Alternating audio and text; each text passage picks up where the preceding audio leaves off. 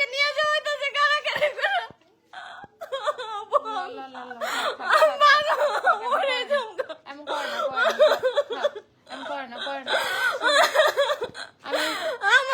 আমার ছেলেটারে আমার কাছ থেকে নিয়ে যাওয়া হইতাছে। আমার ছেলের নিয়ে ব্লেম দিবা, আমি আমার ছেলের দিয়ে দিছি, আমি রাইখা দিছি।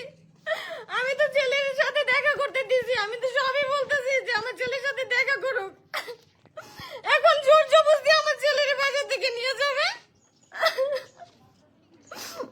আমি কি কাজ করবো না? আমি কাজ না করলে আমার ভরণ পোষণ কে দিবে ভাই?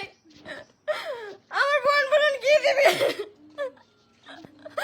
আমি কারো কাছে হেল্প পাইতেছি না প্রপার ভাবে যে আমাকে একটা মানুষ সাহায্য করবে। আমি নিজের মতন ইনকাম করতেছি, আমার ছেলের সব কিছু আমি জোগাড় করতেছি, তাও আমার ছেলের আমার কাছ থেকে নিয়ে যাওয়া হইতেছে।